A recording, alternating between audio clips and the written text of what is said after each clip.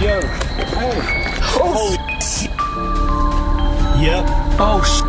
What the Go, Dale, go. Turn my light. There it is. Like, I can't tell, like, he was over here, right? In 2023, a solo female van lifer known online as Cat Lady, Van shared one of her most unsettling experiences to date. Having documented years of life on the road, from wilderness escapes to overnight city stops, she was no stranger to odd encounters. But nothing compared to the events of this night in what seemed like an ordinary urban setting.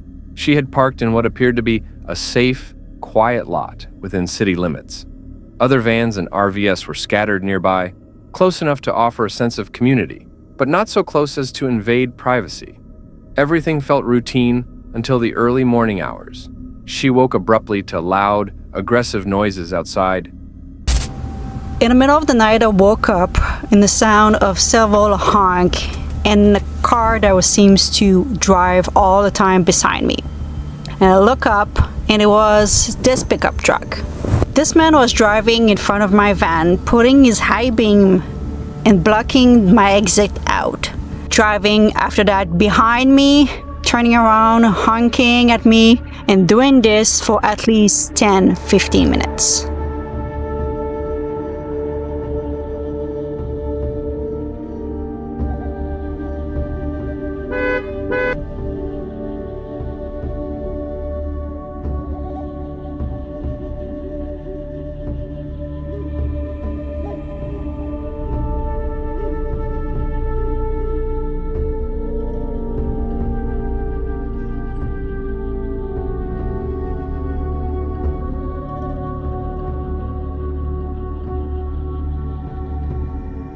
Honking, and he's just parked further into the parking lot, and I don't know if I should move or stay here.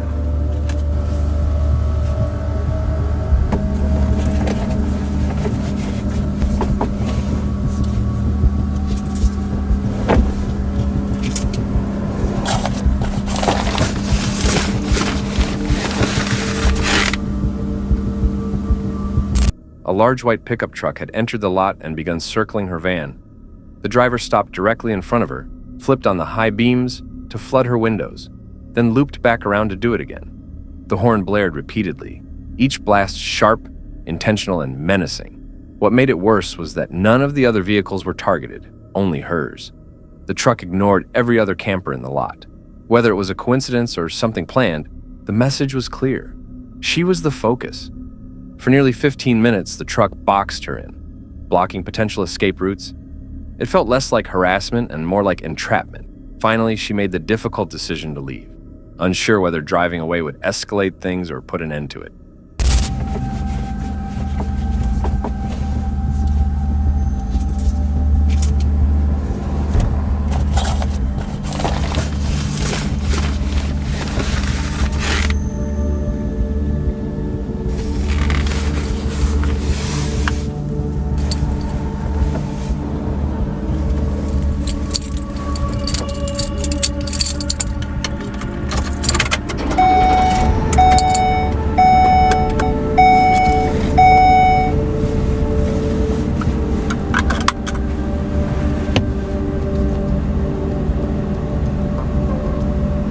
Alright, I don't see the van anymore.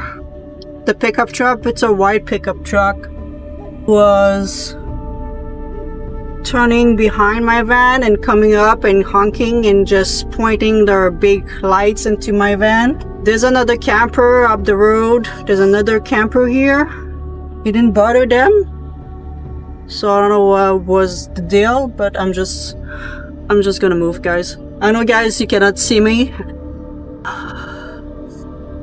And if I feel like I've been followed, I'm just gonna drive in front of a police station.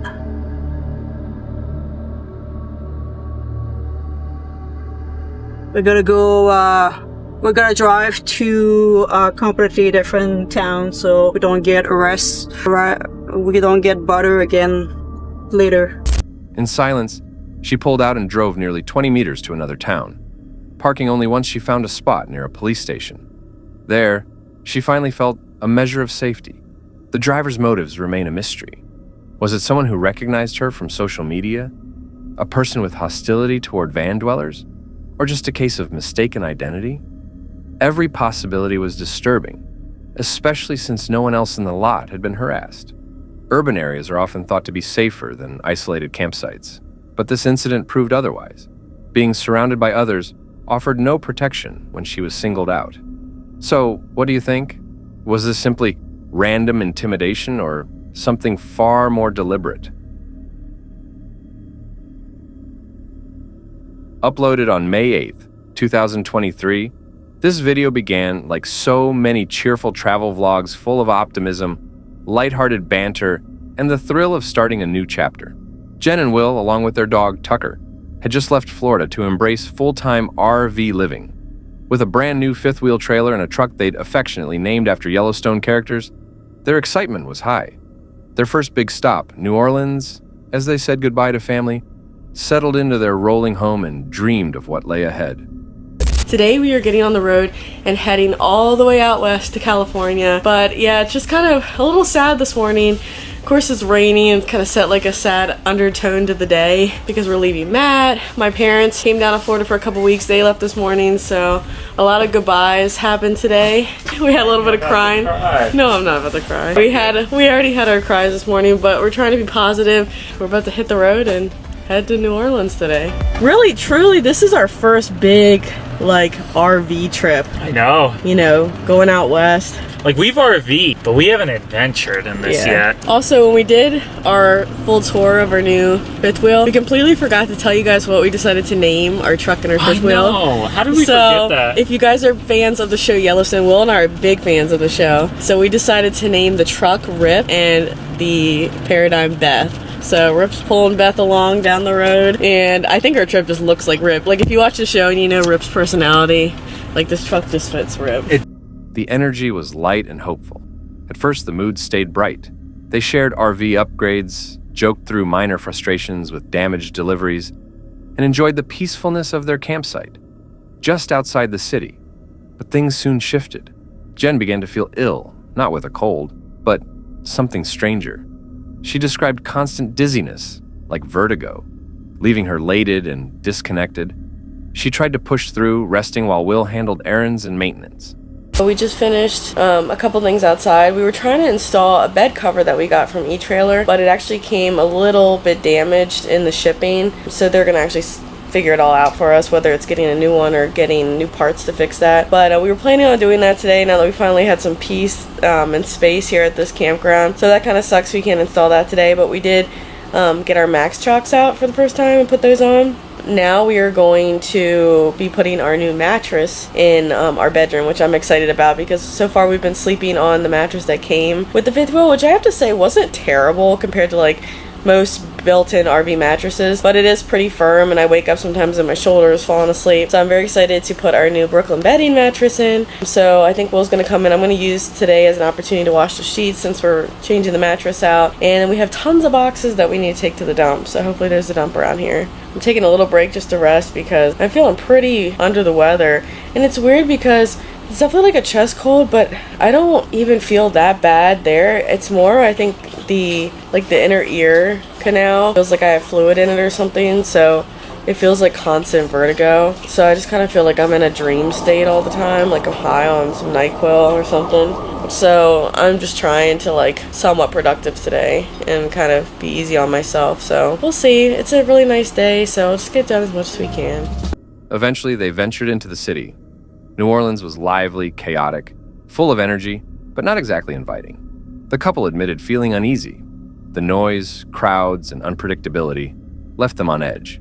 They told themselves it was just the holiday weekend, but then the real blow came. It's kind of stuck. Well, no, I mean, I had some other tools. Nothing really that major. More would have just been like a pain in the butt, but they didn't take any of that. Truthfully, it was stuff like, you know, toe straps and that light dad got me. They took all that? No, I'm saying all that stuff, it's not worth value. Yeah. But it would have been a pain in the butt to go and get all that stuff again. I know. Okay, let's leave. Well, New Orleans put a little damper on our trip. So we truthfully didn't feel the most comfortable in New Orleans, being completely honest. We were kind of like, hey, it's St. Patrick's Day weekend, and maybe people are just being a little crazy. We didn't know if we'd ever really come back, to be honest. And then we came out to the car, and I'm like, Jen, why'd you leave the window down?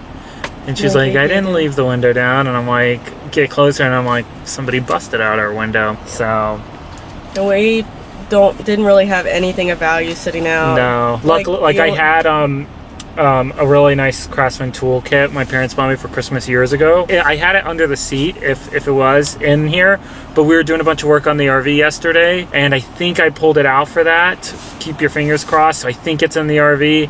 So yeah, so we're a little rattled right now. We're here at a Lowe's that we're gonna go into and try to get the stuff to like patch the window real quick. yeah, my guess is we're supposed to be leaving tomorrow morning. My guess is we'll have to get it fixed in Waco when we get there. Yeah, which is our next stop. Which is our next stop. And I don't even know, maybe we'll call the insurance company, maybe we won't, depending on how much it is, if it's worth filing a claim and all that. So yeah. Returning to their parked truck near the campground, they found the window shattered. Glass covered the seats. At first, disbelief, then the sinking realization. They had been robbed. Tools, straps, and personal items were gone. None of it expensive, but all useful and some impossible to replace. Worst of all, their dog Tucker had been inside and nearly stepped on the glass. The rest of the night was spent vacuuming shards, taping plastic over the broken window, and figuring out what they could salvage. They debated insurance, knowing the chances of recovery were slim. What stung wasn't just the theft. It was the violation. The knowledge that someone had targeted them in broad daylight during their very first big stop on the road. By the end of the episode, they weren't wide-eyed travelers exploring a new city. They were simply ready to leave. Jen and Will admitted they'd felt unsafe much of the time they were there. Feelings they had brushed aside until this incident made it impossible to ignore. With their next destination ahead, they drove off with the windows sealed in plastic, emotions raw and trust shaken. This wasn't the kind of content they wanted to create, but the shift from celebration to unease made the episode stand out. It captured something often missing from polished travel vlogs. The truth that when your home is on wheels, you're not just visiting, you're vulnerable. Every place carries risk, and sometimes that risk becomes real. They left New Orleans with more than a broken window. They left with a new perspective. Because once your sense of safety is shaken, the road feels a little longer and a lot less free. Would you keep traveling after something like this? Or would you wonder if the next stop carries the same risks or worse? In a video titled, "The Most Scared I've Been," the YouTube channel Salvage to Scenic shares a gripping personal account of a truck camping night that went terribly wrong. Normally known for calm overland adventures and off-grid escapes, this video veers into darker territory, capturing one of the creator's most unnerving nights on the road. The evening began like so many others. After a long day of travel, he parked in a public lot to rest. But around midnight, the calm unraveled. A vehicle pulled up nearby, honked, and began circling his truck. Soon after, a man walked close enough to make contact with the front corner of the vehicle, while two figures dressed head to toe in black appeared under a nearby security camera, deliberately staying in its blind spot. They placed a large bag, possibly a duffel or backpack, on the ground. I'm looking out the window right now at two people in all black in hoods. They're hiding under a security camera, like probably out of sight. And they've got a bag on the ground, like a big duffel or backpack or something. And I don't know if they're like doing a drug deal or if they've got tools in there and they're fixing to break into my garage. But I don't really like this. Suddenly they have vanished. It looked like they went around that back corner of the building, but I don't really know. 10 minutes later, and they're back. I'm just trying to sleep, man. Just walking over here right now. Bro, what Watching from inside his truck, the narrator grew tense and confused. The individuals lingered for several minutes before disappearing into the night, only to reappear later. What followed was a chaotic sequence of sounds, shouting, engines revving, and strange noises echoing through the lot. Unsure if he was witnessing a drug deal, a setup for theft, or something even more serious, he stayed on high alert. Using his rear-view camera system, he monitored the surroundings for hours, unable to fully relax. Even when exhaustion eventually forced him into brief sleep, the unease never left. By daylight, the tension gave way to relief. Stunning scenery and the freedom of solo exploration reminded him why he chooses this lifestyle, even with its risks. The incident underscored the vulnerability of solo campers, especially in public or unregulated areas. The presence of security tech may have helped deter anything worse from happening. Viewers debated what really took place. Some suspect the individuals were scouting vehicles or conducting illicit business, while others believe fatigue and isolation amplified the fear. But their behavior, avoiding cameras, circling the truck, leaving and returning, suggests intent. For seasoned truck campers, the story raises a chilling question. When you're parked alone in a seemingly ordinary lot, how can you ever be sure you're truly alone? So, what do you think was happening that night? The next story follows Casey Johnston, a solo female van lifer and self-taught van builder who documents her minimalist, self-reliant lifestyle on the road.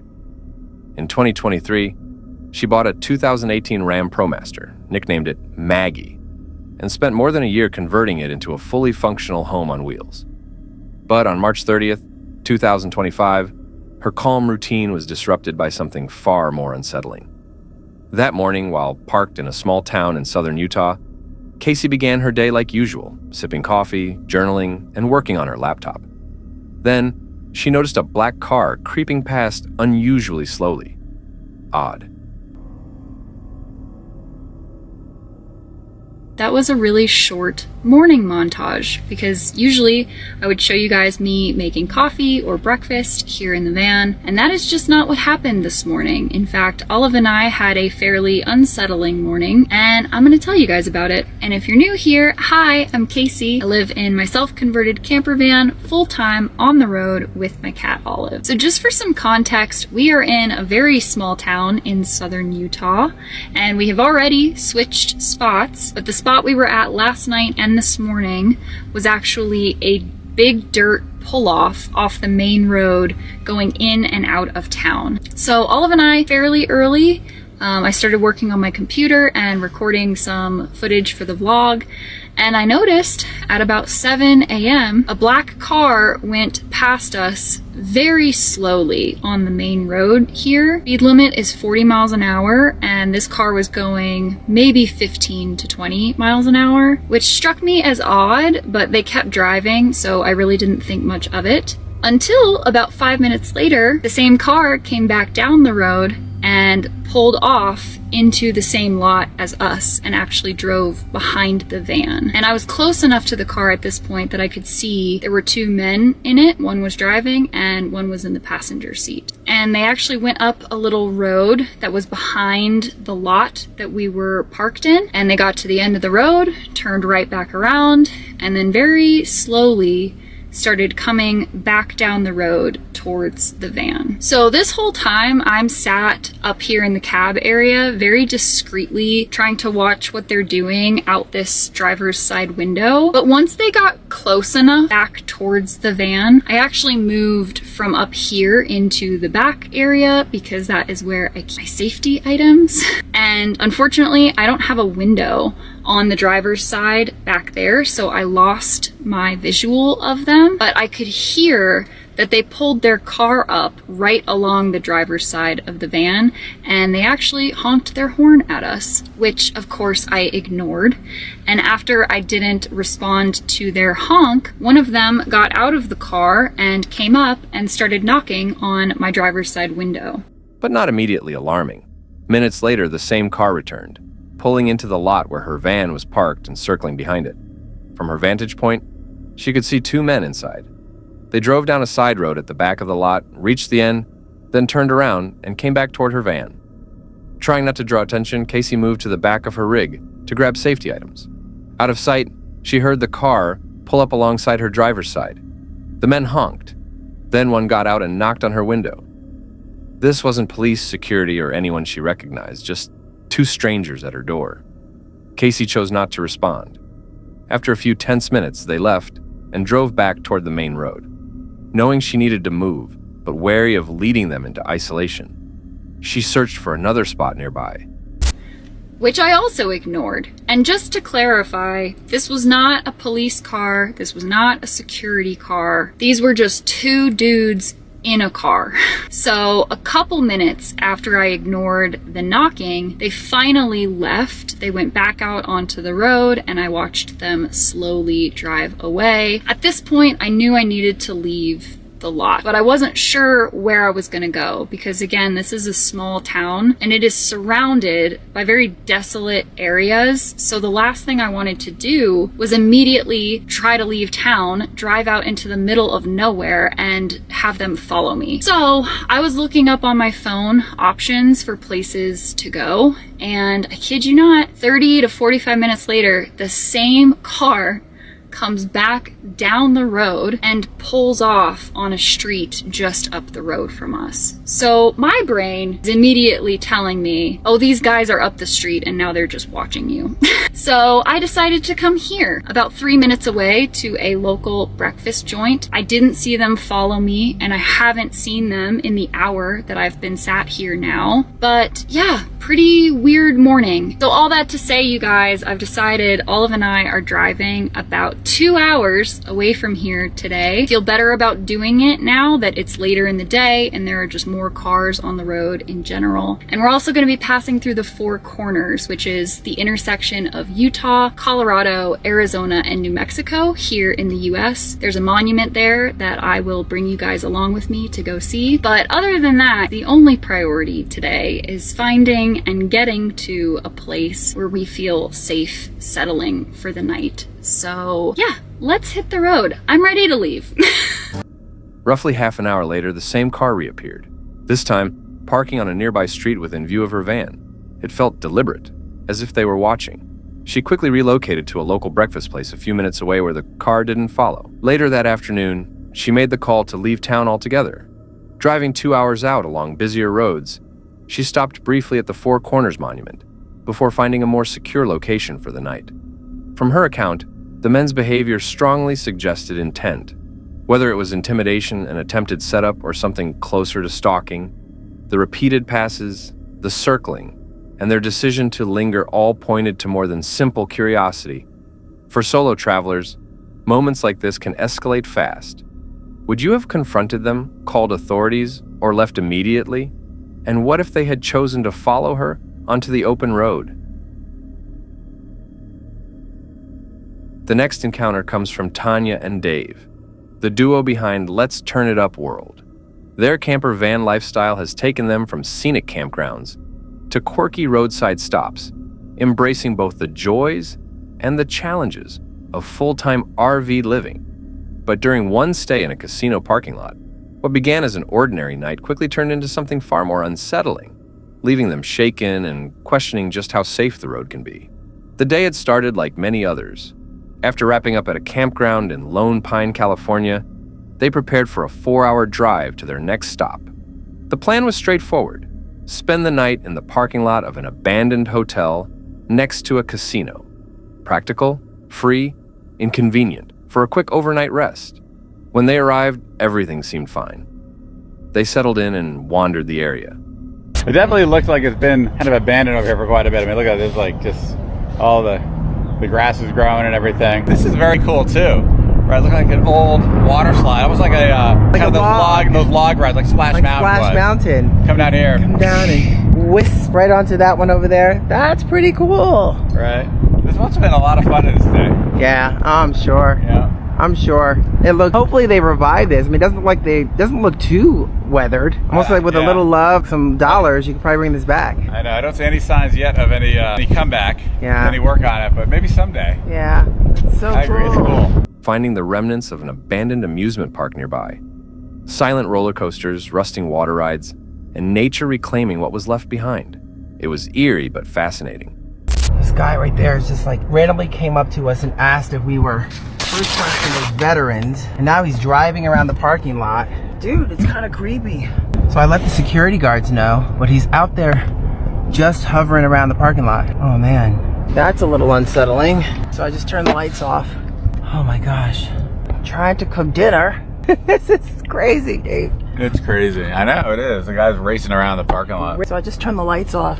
Hold on, let's close this up.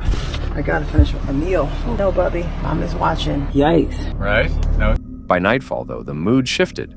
Tanya noticed a man in a black car lingering nearby. His questions were strange, his presence out of place. After a brief exchange, he drove off, but the uneasy feeling stayed. That feeling deepened when the same car returned. There's a black car. Feels a little weird as well. Just kind of sitting there. Oh gosh. That is the same one that was there earlier. The Ford that was there earlier that also kind of circled by. Black Ford Explorer. Oh my goodness gracious. I mean, I'm not sure if I'm just worrying too much or... We're gonna move it on. Yeah. This time accompanied by a white van with few windows. Both vehicles began circling the lot, moving slowly past the camper as if sizing it up. Eventually, they parked nearby. The occupants remained inside, watching. A security guard later confirmed that the man in the black car had been acting erratically earlier, heightening their concern. Tanya and Dave began to suspect they were being cased, their van, bikes, and belongings possibly targeted. The white van seemed especially suspicious. It's designed perfect for concealing stolen property. With nerves fraying, they made the call to leave. They secured their things, shut off the lights, and quietly pulled out of the lot. During the tense drive to a truck stop they'd used before, they kept checking the mirrors, worried they might be followed. Relief only came when they arrived safely at the familiar stop. By morning, they were rested but resolute. When your gut says something's wrong, it's better to act than to wait. This night had been a sobering reminder. Not every overnight spot is safe. The repeated appearances, slow passes, and coordinated presence of two vehicles suggest more than coincidence. Whether it was theft, intimidation, or something worse, the behavior showed classic signs of a targeted setup. In situations like this, hesitation can be costly. Would you have stayed put and risked confronting the unknown? Or done what Tanya and Dave did and leave immediately? And if they hadn't moved that night, what might have happened before morning? Dylan and David are the creators behind Signs and Signals, a YouTube channel dedicated to exploring eerie, unexplained, and historically haunted places. Their latest destination was Lockhart, South Carolina, a town steeped in history and haunted legends. Chief among them is the tale of the Lady in White, a spectral figure said to appear under cover of night. On October 30th, 2023, the eve of Halloween, the pair arrived for an overnight investigation. From the start, the atmosphere felt heavy. The streets were unnervingly silent, and the faint sound of the river only heightened the unease. Following a local tip, they headed toward a bridge long rumored to host paranormal activity. But access was blocked with fences and warning signs, forcing them to seek another location. Eventually, they settled on a quieter spot, also tied to reported sightings, and set up a Ouija board, hoping to make contact. A few passing cars briefly broke the stillness. I do not feel good about this. This is sketchy as hell too, man. Somebody's gonna pull up and see this. Imagine somebody pulls up and just sees us doing this. You can see it from the road if they looked, I think. Oh god, did they turn? No. These might. Dude, this is so fucking sketch, bro. We got it. Let's get it over with. But the night soon shifted. Out of nowhere, a piercing scream rang out. Oh! Oh, oh, oh! Yo, hey, y'all alright? Yo! Somebody got hurt. That sounded like a woman too. Hey! I got goosebumps, dude. Yo, are we really gonna go down here? Hey! Are you okay? There's no way we can even get to whoever it is. Maybe, like, they were down there in the water. I don't know, dude. Are we supposed to call the cops or something? I don't really know. I feel like yes, kinda. Could that be like an animal though? They say bobcats do. Make like a screeching sound. It was distant yet clear, high-pitched, human-like, and filled with distress. Unsure whether it was an animal or an actual person, they debated their next move. Finally, they followed the sound toward the riverbank. Calling out brought no response. Their flashlights revealed only thick woods and the shimmer of water. The scream faded into silence, leaving behind a tension that seemed to thicken the air. Just as they prepared to leave, something else caught their attention. Dude, What? I swear to God, I just saw something go behind the car. Lock the door. What? Dude, turn your cam on. The backup cam. Oh. Turn it on, dude. I swear I saw something white for real. Holy shit. Yep. Oh, What the dude? Is that just somebody out there? Dude, Get out. Dude. Go. What the is that, dude? Hey, who's out there? Who's out there? Go. Turn my light. There he is. Like, I can't tell. Like, he was over here, right? It's hard to tell from the backup camera. I think it was over here. The trail right here. Well, it looks like it was over here. Hey, anybody out there? Yeah,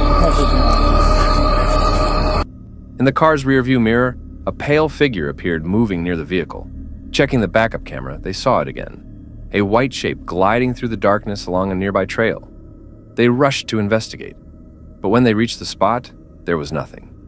No sound, no movement, only the oppressive stillness of the night. Later, reviewing their footage confirmed what they had seen. A distinct white form drifting through the shadows. Combined with the earlier scream, the evidence left them convinced they had encountered the lady in white herself.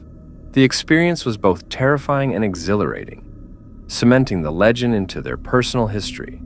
Some believe the lady in white is bound to tragic events along the river, forever tied to the area. Others suggest the sightings are nothing more than wildlife, optical illusions, or even hoaxes. But the chilling combination of a disembodied scream and a figure caught on camera makes this case hard to dismiss.